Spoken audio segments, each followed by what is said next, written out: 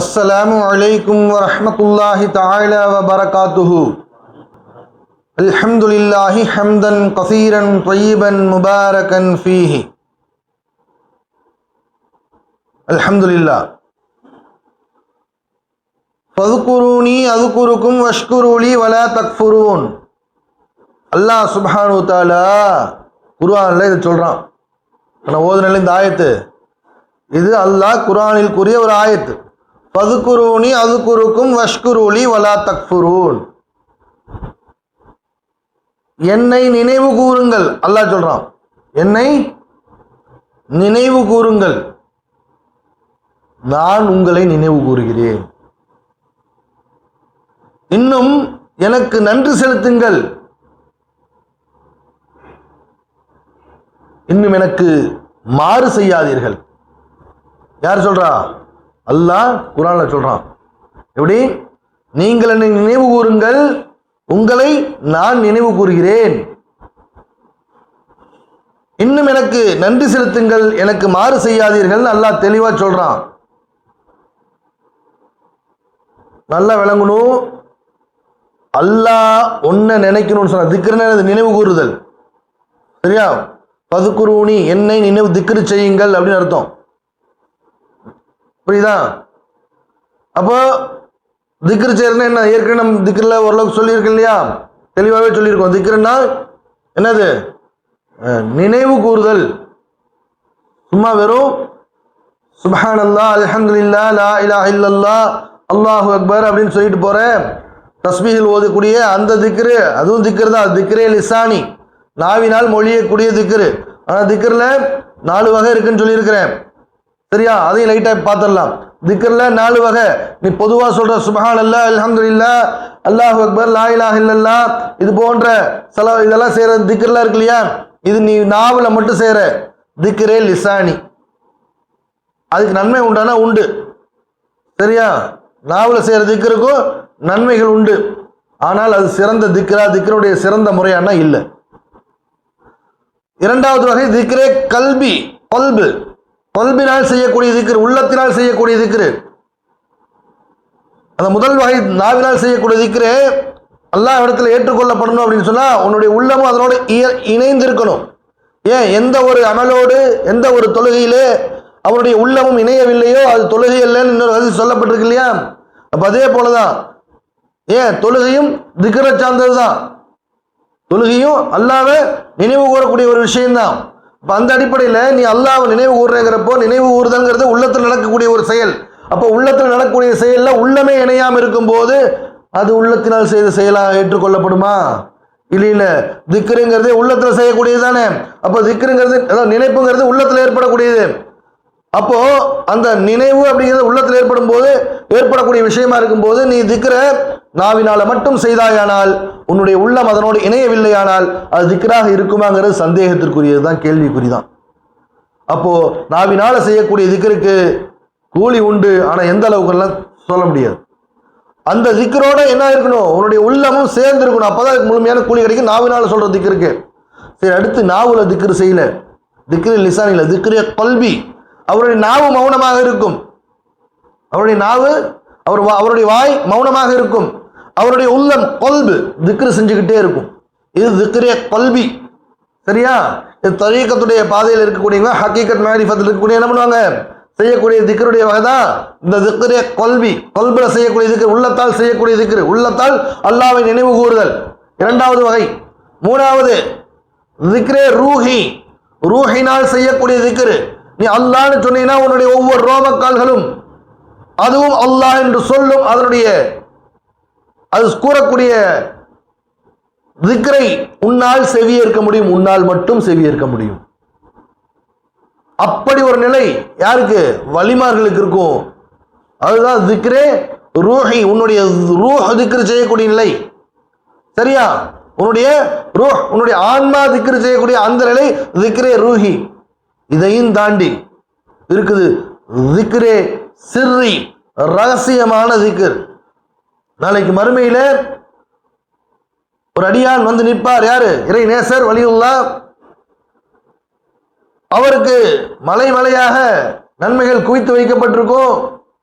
கிராமன் காத்திபினுடைய கணக்கு ஏடுகள்லயே இருக்காது, ஏடுகள்லயே இல்லாம இவ்வளவு நன்மைகள் கொடுக்கப்பட்டிருக்குது, இது எப்படி அப்படின்னு சொல்லி கேட்கப்படும் போது அல்லாஹ் சொல்லுவான், இது என்னுடைய நேசர் ரகசியமாக என்னை திக்ர் செய்தது. சரியா? அதை நீங்கள் அறிய முடியாது. உங்களுடைய கணக்கேட்டிலே, உங்களுடைய பதிவேட்டில் அதை நீங்க என்ன பண்ண முடியாது, பதிவு செய்யவும் முடியாது. இது எனக்கும் என்னுடைய அடியான என்னுடைய நேசருக்கும் உண்டான ரகசியம். அந்த வகையிலான திக்ருன்னு சொல்லப்பட்டிருக்கும். இது திக்ருடைய உச்ச நிலை. சரியா? ரெக்கார்ட் ஆகிட்டு இருக்குல்ல, பகிரங்கமா சொல்ல முடியாது. அட்லீஸ்ட் அடிப்படையாக ஷரியத்துடைய அளவுக்காவது கொஞ்சம் சேர்த்து தரீக்கத்துடைய அளவுக்காவது தெரிஞ்சுக்கிட்டோம்னா இந்த விஷயங்கள் நம்ம என்ன பண்றோம், மக்களுக்கு மத்தியில் போய் சேர்றதுக்காக ஒவ்வொன்றா சொல்லிட்டு இருக்கிறோம். அப்ப அந்த அடிப்படையில் திக்ரு 4 வகைங்கிறது தெரிஞ்சு போச்சா? இங்க அல்லாஹ் அங்க என்ன சொல்றான், பதுக்குரோனி அதுக்குருக்கும் வஷ்குரோலி வலா தக்ஃபுரூன். ஓ அடியானே, நீ என்ன பண்ண, என்னை நினைவு கூர். என்னை நினைவு கூர்ந்தாயானால் நான் என்ன பண்றேன், உன்னை நினைவு கூர்வேன். அதோடு இல்ல, வஷ்குரோலி, இன்னும் எனக்கு நீ நன்றி செலுத்து. வலா தக்ஃபுரூன், எனக்கு மாறு செய்யாத. நீ எப்ப அல்லாஹ்வை நினைவு கூற ஆரம்பிப்பியோ ஆட்டோமேட்டிக்கா உன்னுடைய உள்ளம் அல்லாஹ்வுக்கு நன்றி செலுத்த ஆரம்பித்து விடும். ஏன்? அவன் செய்த நியாமத்துகள், அவன் உன் மீது செய்திருக்கக்கூடிய ரஹமத்து உனக்கு உன்னுடைய உள்ளத்தை அப்படியே கசக்கி பிழியும். அதன் காரணமாக உன்னுடைய நாவும் உள்ளமும் உன்னுடைய ஆன்மாவும் தானாகவே உன்னை படைத்த ரப்பிடத்திலே சரணாகதி அடைந்து அவனுக்கு நன்றி செலுத்த துவங்கிடும். எப்போ அவன் மாறு செய்வான், அல்லாஹ்வுடைய நினைவு இல்லாத நிலையில, அல்லாஹ்வை விளங்காத நிலையில தான் அவன் மாறு செய்வான். அப்போ அங்க என்ன பண்ணிடக்கூடாது, அல்லாஹ் மாறு செய்யாதுன்னு சொல்லிட்டான். சரி, இதுக்கு இன்னொரு ஹதீஸ்ல அல்லாஹ் சொன்னதாக நபி ஸல்லல்லாஹு அலைஹி வஸல்லம் சொன்னாங்க. ஹதீஸ் குத்ஸி இது, அல்லாஹ் சொன்னதாக நபி ஸல்லல்லாஹு அலைஹி வஸல்லம் சொன்னது, என்னுடைய அடியான் என்னை தனிமையில் நினைவு கூர்ந்தானேயானால், என்னுடைய அடியான் என்னை தனிமையில் திக்ர் செய்தான் சொன்னா நானும் அவனை தனிமையில் நினைவு கூர்வேன். யார? நம்ம தனிமையில உட்காந்து அல்லாஹ்வை திக்ர் செய்யறோம்னா அல்லாஹ் சுப்ஹானஹு வ தஆலா அவன் தனியா இருந்துட்டு நம்மளை என்ன பண்ணுவான், நினைப்பான். நம்மை பற்றி அவன் நினைப்பான், நம்மை நினைவு கூறுவான். வாக்குறுதி கொடுத்திருக்கான், ஹதீஸ் குத்ஸில சொல்லப்பட்டிருக்குது. அதுவே நாம ஒரு உயர்ந்த மஜ்லிஸான திக்ருடைய மஜ்லிஸ்ல கூட்டமாக அமர்ந்து திக்ர் செஞ்சோம்னு சொன்னா அல்லாஹ் சொல்றான், என்னை நீங்கள் கூட்டமாக ஜமாத்தாக அமர்ந்து நீங்கள் திக்ர் செய்தீங்கன்னா, குழுவாக அமர்ந்து திக்ர் செஞ்சீங்கன்னா உங்களை போன்றே நானும் உங்களை விட சிறந்த கூட்டத்தினரிடம் திக்ர் செய்வேன், நினைவு கூர்வேன். யாரு? மலக்குமார்கள். இந்த மலக்குமாருடைய கூட்டத்தில் நம்மளை பற்றி திக்ர் செய்வேன் நல்லா சொல்றான். எப்பேற்பட்ட பாக்கியம் இந்த திக்ர்ல. ஆனா இந்த திக்ர் இன்னைக்கு சர்வசாதாரணமா இஸ்லாமிய இடத்துல நீங்கிவிட்ட ஒரு பழக்கமாவே ஆயிருச்சு. இஸ்லாமியர்கள், முஸ்லிம்கள் சொல்லிக்கூடக்கூடிய, முஃமின்கள் சொல்லக்கூடக்கூடிய, இறை நம்பிக்கையாளர்களாக இருக்கக்கூடிய நம் சமுதாயத்தில் இன்னைக்கு பெரும்பாலானவங்கிட்ட இந்த திக்ர் செய்யற பழக்கமே இல்லாம ஆயிருச்சு. ஏன்? இன்னைக்கு டிஜிட்டல் மயம் ஆயிருச்சு. ஏதாவது ஒரு விஷயத்த அவன் உள்ளங்கையில செல்போனை வச்சுக்கிட்டு அதுல தடவிட்டு தள்ளி விட்டுக்கிட்டு அதுலயே நேரங்கள் அதிகமா செலவு செய்யறான். தன்னை படைத்த ரப்பை மறந்து விட்டான்னே சொல்லலாம். ஞாபகமே இருக்கிறது இல்லை. சரியா? இவன் உயிரோடு இருக்கக்கூடிய ஒவ்வொரு வினாடியும் அவன் உள்ளிழுத்த மூச்சை வெளியே அனுப்புவதற்கும் வெளியே விட்ட மூச்சை திரும்பி உள்ள இருக்கிறதுக்கும் அல்லாஹ்வுடைய நியமத் இருந்தால் தான் முடியும். அது அல்லாஹ் செஞ்ச நியமத், அல்லாஹ்வுடைய ரஹமத் இருந்தால் தான் சாத்தியம். அப்படி இருந்தும் இந்த அடியான் எப்படி ஆயிட்டான்? குறிப்பா இஸ்லாமியர்கள்ல அல்லாஹ்வை மறந்தவர்களாக, அலட்சியம் மிகுந்தவர்களாக, நன்றி மறந்தவர்களாக ஆயிட்டோம். அல்லாஹ் பாதுகாக்கணும். அப்ப திக்ருடைய அந்த மகத்துவம் நமக்கு தெரிஞ்சிருக்கணும். ஏன்? இன்னொரு இடத்துல அல்லாஹ் குர்ஆன்ல சொல்லுவான், உள்ளங்கள் நிம்மதி பெறுவது திக்ர், அல்லாஹ்வுடைய திக்ரை கொண்டுதான். நீங்க நிம்மதி இல்லைன்னு அலையறான்ல மனுஷன். நிம்மதி வேணுமா? ஒன்றும் செய்யாதப்பா. உன்னுடைய உள்ளம் நிம்மதி பெறணும்னா நீ அல்லாஹ்வை திக்ர் செய், உள்ளம் தானாக நிம்மதி பெறும் சொன்னவன் அல்லாஹ் குர்ஆன்ல இருக்குது. ஆனா இன்னைக்கு நிம்மதிக்கு என்னென்ன கர்மத்தையோ மனுஷன் செய்யறான் நிம்மதியை தேடி. அல்லாஹ் சொன்ன திக்ரை மட்டும் செய்ய மாட்டேங்கிறான். அப்புறம் எப்படி நிம்மதி உனக்கு கிடைக்கும்? கிடைக்குமா? கிடைக்காதுல்ல. நபி ஸல்லல்லாஹு அலைஹி வஸல்லம் இன்னொரு ஹதீஸ் சொல்லியிருப்பாங்க, சுவன பூங்காக்களை பார்த்தால் நீங்கள் என்ன பண்ணுங்க? மேய்ந்து கொள்ளுங்கள். சுவன பூங்காக்களை பார்த்தால் நீங்கள் நன்றாக மேய்ந்து கொள்ளுங்கள். சஹாபாக்கள் கேட்பாங்க, யா ரசூலல்லாஹ், சுவன பூங்காக்கள்னா எது? அல்லாஹ்வை திக்ரு செய்யக்கூடிய மஜ்லிஸ், அல்லாஹ்வை திக்ரு செய்யக்கூடிய அந்த மஜ்லிஸ்கள் தான் சுவன பூங்காக்கள்னு தெளிவா சொல்லப்பட்டிருக்குது. நபி ஸல்லல்லாஹு அலைஹி வஸல்லம் சொல்லியிருக்காங்க, ஹதீஸ்கள்ல இருக்குது. ஆனா இன்னைக்கு மனிதர்கள் எப்படி ஆயிட்டாங்க? ஒரு காலத்துல இருந்தாங்க கொஞ்சம், நான் சின்ன பிள்ளையா இருக்கும்போது பார்த்துருக்கிறேன், அப்பப்ப வீடுகள்ல திக்ரு மஜ்லிஸ் வைப்பாங்க. ராத்திபு திக்ரு மஜ்லிஸ் இரவு நேரங்களில் வைப்பாங்க, சிலர் பகல்லையும் வைப்பாங்க, வியாழக்கிழமை இரவுகளில் வைப்பாங்க பெரும்பாலும், இல்லாட்டி அவங்களுக்கு தோதுவான நாள் ஏதோ ஒரு நாளில் வைப்பாங்க. அப்போ அந்த திக்ரு மஜ்லிஸ்ல அக்கம் பக்கம் இருக்க வீடுகளில் இருக்கவங்களே ஒன்று சேர்ந்து அல்லாஹ்வை நினைவு கூறுவார்கள். அந்த வீட்டிற்கும் அந்த வீட்டில் அனைவருக்கும் என்ன ஏற்படும்? அல்லாஹ்வுடைய ரஹமத் ஏற்படும். இன்னைக்கு அந்த நிலை இருக்கான்னா இல்லை. ஏன்? மக்களுக்கு நேரம் இல்லைன்னு சொல்றாங்க. நேரமா இல்லை, மனசு இல்லை, அல்லாஹ் மீது ஒரு நன்றி இல்லை, அப்படித்தானே சொல்லணும். இது இன்னொரு ஹதீஸ்ல மலக்குமார்கள், இப்ப நான் சொன்ன வீடுகள்ல முதல்ல வந்துட்டு திக்ரு மஜ்லிஸ் ராத்திபு நடக்கும்ட்டு, இப்ப அதுக்கு பாரு ரிலேட்டடா ஒரு ஹதீஸ் நபி ஸல்லல்லாஹு அலைஹி வஸல்லம் சொல்லியிருக்காங்க. மலக்குமார்கள், இது அபூ ஹுரைரா ரலியல்லாஹு அன்ஹு அவங்க அறிவிச்ச ஹதீஸ் தான் நினைக்கிறேன். மலக்குமார்கள் சிலர் பூமியில சுற்றி திரிவாங்க வீதி வீதியாக. எதுக்காக தெரியுமா? யாரு அல்லாஹ்வை திக்ரு செய்யறாங்கிறத தேடி அலைவாங்க.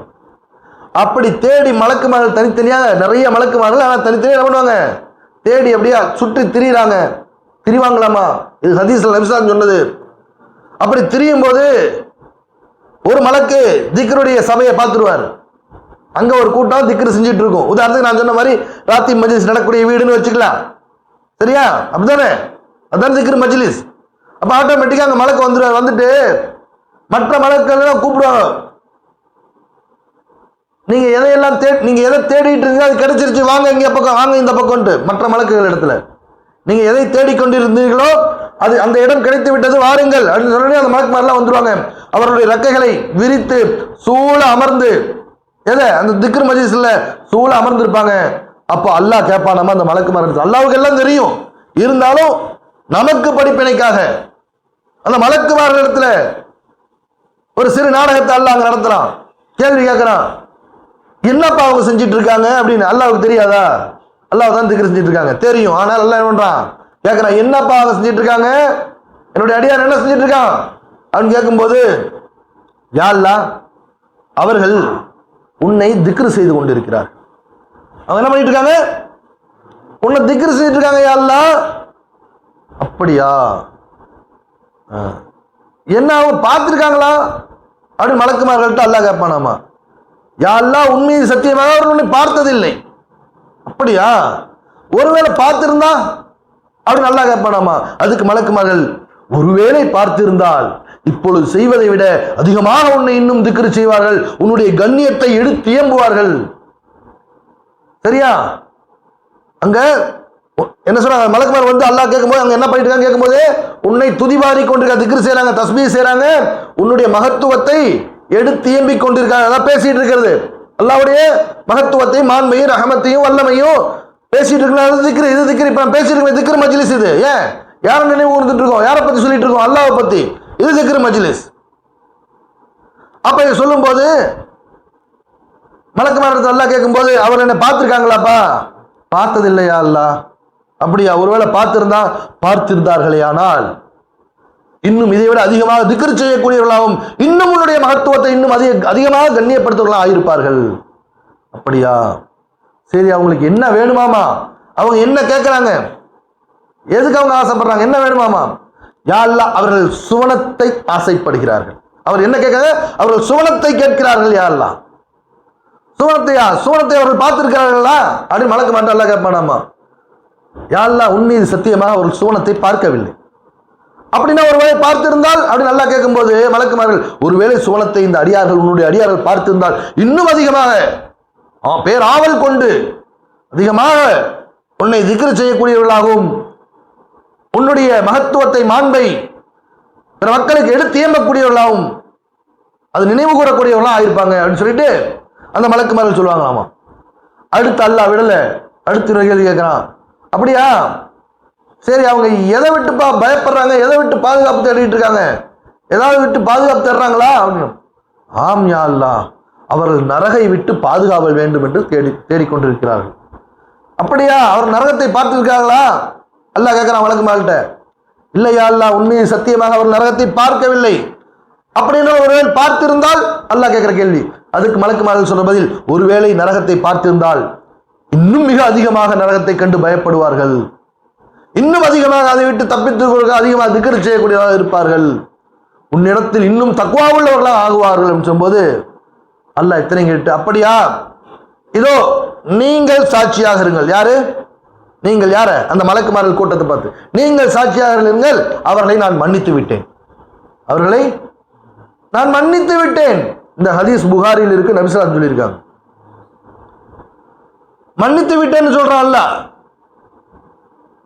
அப்ப ஒரு மலக்கு அவசரமா, யா அல்லாஹ் நீ மன்னிச்சுட்ட கரெக்ட் தான், ஆனா அதுல ஒரு மனுஷரு திக்ருக்காக வரல, திக்ர் மஜ்லிஸ்ல திக்ர் செய்யறதுக்கு வரல, அவர் வேற ஏதோ வேலையா வந்திருக்கிறாரு அந்த இடத்துக்கு.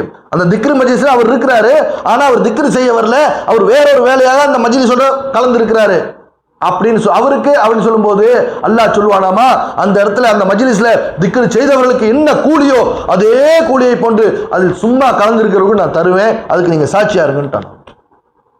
இதை விட பெரிய சிறப்பு, பெரிய நியாமத் வேற எப்படி கிடைக்கும்? வேற எதுல கிடைக்கும்?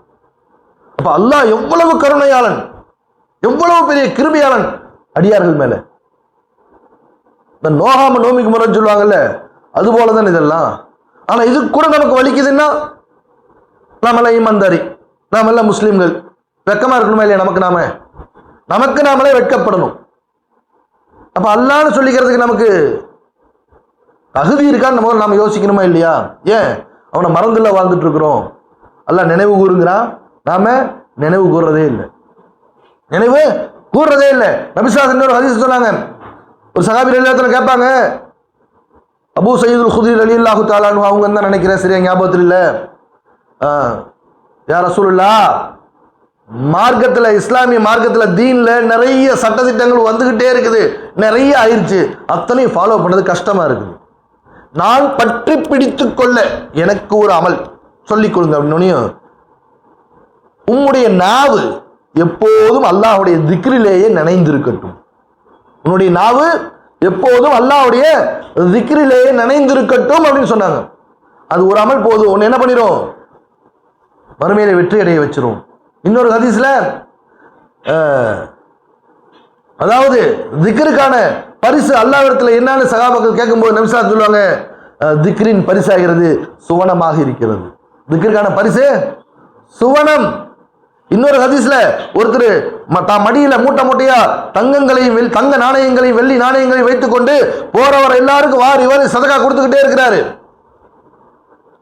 இன்னொரு மனிதர் அங்க அவர்கிட்ட கொடுக்க எதுவும் இல்லை, அவர் வெறும் திக்ர் மட்டும் செஞ்சுட்டு இருக்கிறாரு. இந்த இருவரில் மூட்டையாக தங்க நாணயங்களை வெள்ளி நாணயங்களை வைத்துக் கொண்டு போறவர ஏழைகளுக்கு வாரி கொடுத்து கொண்டிருக்கிறாரே, இவரை விட அல்லாஹ்விடத்திலே அந்த தனிமையில் அமர்ந்து அல்லாஹ்வை நினைவு கூர்ந்து கொண்டு திக்ர் செய்து கொண்டிருக்கிறாரே, அவர் அல்லாஹ்விடத்திலே சிறந்தவன் ஒரு ஹதீஸ் இருக்குது. அப்படின்னா சதகா செய்யாதுன்னு அர்த்தம் இல்லை, பொருள் இருக்கவங்க பொருளாலையும் வணக்க வழிபாடு செய்யணும், ஏன் அதுவும் அல்லாஹ்வுக்கானது. ஆனா திக்ருடைய மகத்துவத்தை விளங்க வைக்கிறதுக்கு நபி ஸல்லல்லாஹு அலைஹி வஸல்லம் ஹதீஸ் இது, புரியுதா? அப்படி இருக்கும்போது இன்னைக்கு நம்முடைய மனிதர்கள், நம்ம சமூகத்தில் இருக்கக்கூடிய, குறிப்பாக இஸ்லாமிய சமூகத்தில் இருக்கக்கூடிய முஸ்லிம்களுடைய நிலை, முஃமின்களுடைய நிலை திக்ருடைய விஷயத்துல எப்படி இருக்கு யோசிக்கணுமா இல்லையா? அப்ப இன்னைக்கு நம்ம என்னவா இல்லை, திக்ர் செய்யக்கூடியவர்களா இல்ல, அல்லாஹ்வை மறந்த நிலையில வாழ்ந்துட்டு இருக்கிறோம், அப்படிதானே? சரி, ஒரே ஒரு ஹதீஸ் சொல்லி முடிச்சுக்கிறேன். நபி ஸல்லல்லாஹு அலைஹி வஸல்லம் சொன்ன அந்த ஹதீஸ், நாளைக்கு மறுமையில ரஹ்மானுடைய வலது பக்கத்தில், ரஹ்மானுடைய வலது பக்கத்தில் யாரு? அல்லாஹ்வுடைய வலது பக்கத்தில், அல்லாஹ்வுக்கு இடது பக்கம் கிடையாது, அது நல்லா விளங்கிக்கணும், சரியா? குறை உள்ள அனைத்து எதுவுமே அல்லாஹ்வுக்கு கிடையாது, அல்லாஹ் குறைகளுக்கு அப்பாற்பட்டவன். அப்ப மனிதனுக்கு இருக்கிற மாதிரி இடது வலது அப்படின்லாம் இல்லை. ஏன் அப்படி இருந்துச்சுன்னா திசை வந்துடும், அல்லாஹ்வுக்கு திசை கிடையாதுன்னு ஏற்கனவே வேற ஒரு பாடத்தில் பயான்ல சொல்லி இருக்கிறேன். சரி ஹைர். அப்ப அல்லாஹ்வுக்கு மிக நெருக்கமாக இருப்பாங்க, அல்லாஹ்வுக்கு மிக நெருக்கமாக அல்லாஹ்வின் அருகிலே அமர்ந்திருப்பார்கள் மறுமையிலே. நபி ஸல்லல்லாஹு அலைஹி வஸல்லம் சொன்ன ஹதீஸ் இது. அவர்கள் யார் அந்த அமர்ந்திருக்காங்கல்ல, அவருடைய முகம் மிக பிரகாசமாக இருக்குமாமா, மிக பிரகாசமாக இருக்குமா. அதை பார்த்து நபிமார்களும் சுகதாக்களும் ஆவல் கொள்வாங்களாமா, ஆசைப்படுவாங்களாமா. அது போல நாம் இருக்கணும்ட்டு, அந்த இடத்துல நாம் இருக்கணும்னு யாரு? நபிமார்களே ஆசைப்படக்கூடிய ஒரு தரஜா. அல்லாஹ் பக்கத்துல சில அடியார்கள் உட்கார்ந்து இருப்பாங்க, அவருடைய முகத்தை கண் கொண்டு பார்க்க முடியாது, அவ்வளவு பிரகாசமாக இருக்கும். கண்ணால பார்த்து இப்ப நம்ம பார்த்துக்கிறோம் இல்லையா, இது போல பார்த்துக்க முடியாத அளவுக்கு அவ்வளவு பிரகாசமா இருக்குமா, நம்ம கண்ணு தாங்காது, அவ்வளோ பேரொளியாக ஜொலிக்கக்கூடியதா இருக்கும். யாரு? அல்லாஹ்வின் அருகில் அமர்ந்திருக்கக்கூடிய அந்த மனிதர்களுடைய முகங்கள். இதை பார்த்து நபிமார்களே பேராவல் கொள்வாங்கன்னு அந்த ஹதீஸில் இருக்குது.